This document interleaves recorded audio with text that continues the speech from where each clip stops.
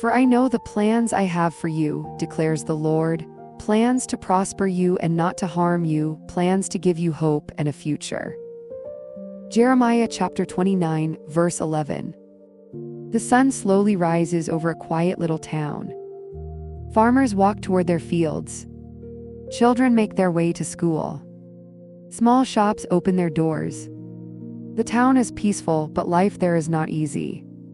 In one of the smallest houses at the edge of town lives Michael, a young man in his late 20s. Michael is quiet, hardworking, and kind. He doesn't have much money. He doesn't come from a wealthy family. He doesn't have powerful friends. But Michael has something that many people around him don't understand. He has a dream. A small lamp sits on an old wooden table. Michael sits at the table, surrounded by pieces of paper. On the papers are drawings of machines. He carefully draws a device designed to help people living with disabilities. He draws wheels. He draws controls. He draws a system that could make movement easier. He writes notes beside his sketches. If I can make this work, people who struggle every day might have a little more freedom. His mother, Mrs.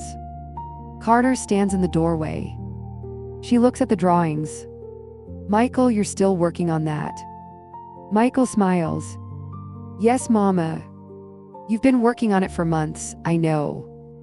She enters the room. My son, I know you want to help people. But you need to think about your future. Michael looks at her. This is my future. His mother sighs. People in this town don't become inventors. Michael looks down at his drawing. Maybe someone has to be the first. Michael walks through the market carrying his drawings. He meets some people he grew up with. Samuel looks at the papers. You're still doing this. I'm trying to develop it. Samuel laughs. Develop what? Michael opens the drawing. A system that can help people with disabilities live more independently. Another man looks at the drawing and laughs. Michael, you can barely afford to eat. How are you going to build a company? Everyone laughs. Michael remains quiet. You need to stop dreaming. Michael closes the drawing. You can't become anything with this. Michael walks away. The laughter follows him. Michael sits on his bed. He opens a small wooden box. Inside are the savings he has collected over many months. He counts the money. It's not much. He looks at his drawings. Then at the money. He makes a decision. Michael buys small pieces of equipment. He buys wires, metal, tools, small electronic components. He works late into the night. He struggles. Something breaks. He fixes it. Something else fails. He tries again. Eventually, he creates a simple working model. Michael stares at it. He smiles, it works. His eyes fill with tears. Thank you, God. Michael stands before 3 business executives. His clothes are simple. His shoes are worn. But he carries himself with confidence. On the table is his small invention. Good afternoon. My name is Michael Carter, and I've developed a system designed to help people living with disabilities become more independent. He demonstrates the device. It moves. Michael smiles. This is only the beginning. With funding, I believe we can develop it further and make it available to thousands of people. The executives look at each other. One of them begins laughing. You built this, yes, sir. The executive looks at Michael's clothes. Then back at the machine. And you expect us to invest in you? Another executive laughs. This looks like something made in a garage. Michael remains calm. It was made in my room. They laugh even harder. Michael gathers his papers. Young man, be realistic. Michael walks out. Michael visits another company. Another investor. Another office. Someone tells him, get a normal job. Another person says, people like you shouldn't dream so big. Michael walks through the town carrying his drawings. People recognize him. They laugh. He keeps walking. Michael sits beneath a large tree. The town lights shine below him. His drawings lie beside him. He looks exhausted. He picks up one of the papers. Maybe they're right. He tears the paper slightly. He stops. His eyes fill with tears. God. He looks toward the sky.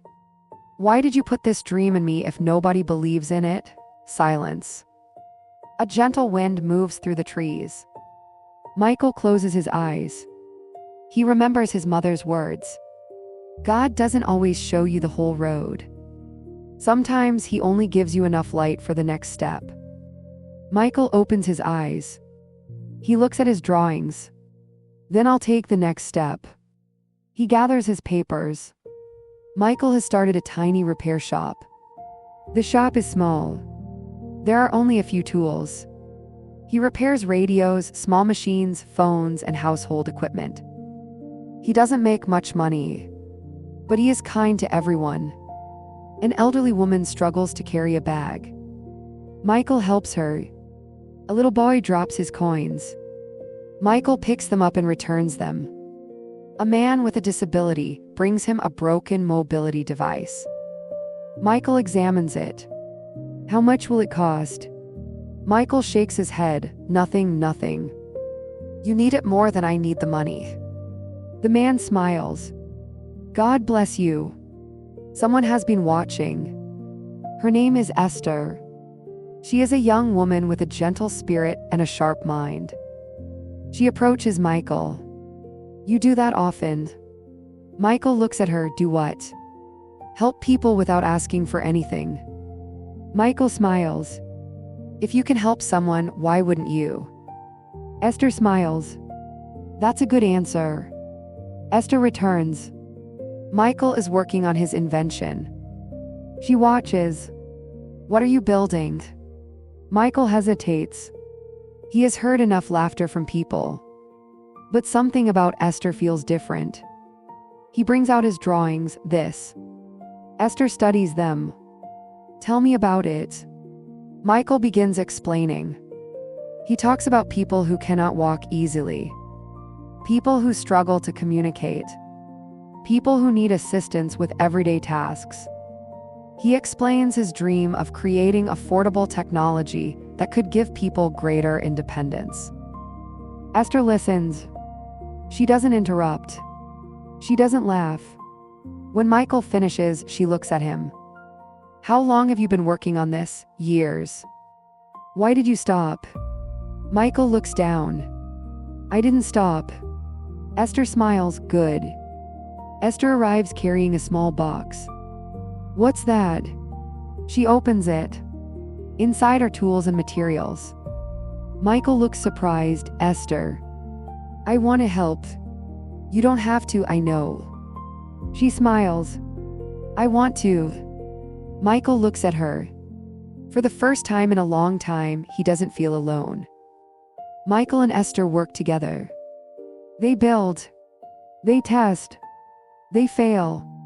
They laugh. They start again. Finally, they finish another device. A local man with a disability tries it.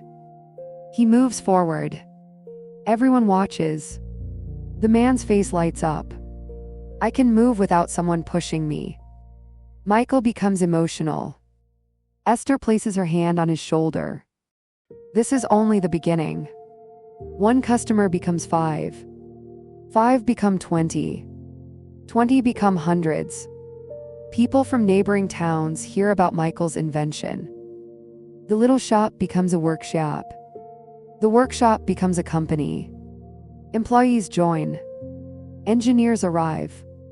Doctors and disability advocates begin working with them. The company develops new systems.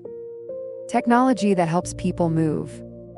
Technology that helps people communicate. Technology that helps people work. Technology designed around dignity. Michael never forgets why he started. Years later, Michael sits at the head of a large conference table. He is now the founder and CEO of a multimillion-dollar company. The same businessmen who once laughed at him now sit across from him. One of them speaks. "We would like to invest in your company." Michael smiles politely. "Thank you." The executive looks uncomfortable. "You've built something extraordinary." Michael looks through the glass wall at employees working. "I didn't build it alone." He looks toward Esther. She is standing nearby. Michael smiles. Someone believed when almost nobody else did. Michael and Esther sit together. They have been friends for years. Now something deeper has grown between them. "Do you remember when everyone laughed at you?" Michael laughs. "How could I forget, and now?" Michael looks at her. "Now I understand something." "What?"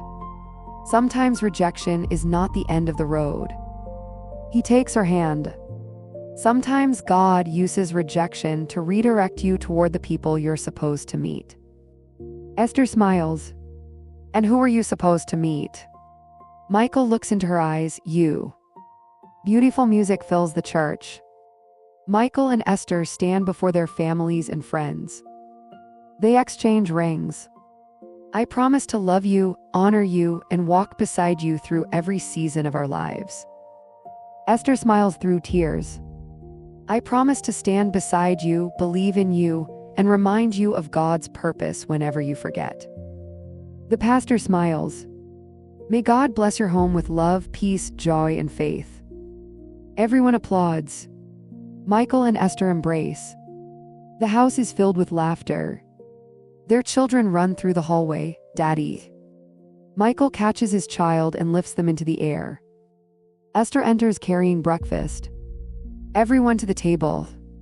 The children laugh. Michael looks around, his wife, his children, his home, his family. He remembers the tiny room where the dream began. He remembers the laughter, the rejection, the nights when he nearly gave up. He smiles. A large gathering is taking place. Hundreds of people have come. Many are using the technology Michael dreamed about years ago. Michael stands before the crowd. Esther stands beside him. "There was a time when people told me I couldn't become anything." The crowd becomes quiet. They looked at where I came from. They looked at my clothes. They looked at my little shop. They looked at what I didn't have. And they decided what I could become. He pauses. But they couldn't see what God had placed inside me. Esther smiles. Michael continues. "My first invention wasn't perfect. It wasn't expensive. It wasn't impressive. But it helped one person. And one became two. Two became hundreds. Hundreds became thousands." He looks at the people benefiting from the company's work. Never despise a small beginning. The crowd applauds. Michael looks at Esther. And never underestimate the power of one person who chooses to believe in you. Esther takes his hand. Michael and Esther stand together overlooking the town. The same town where people once told Michael he could never become anything. Michael smiles. Esther looks at him. "What are you thinking?" Michael looks toward the sunset. "I'm thinking about how far God has brought us." Esther rests her head against his shoulder. Their children run nearby, laughing. Michael looks at his family. His eyes fill with gratitude. "Michael, for I know the plans I have for you, declares the Lord, plans to prosper you and not to harm you, plans to give you hope and a future." Jeremiah 29, verse 11. The family becomes smaller against the beautiful sunset. Their laughter continues. Your beginning may be small, your resources may be few, and people may not believe in you. But if God has placed a purpose in your heart, keep taking the next step. Do not despise these small beginnings. Zechariah chapter 4 verse 10.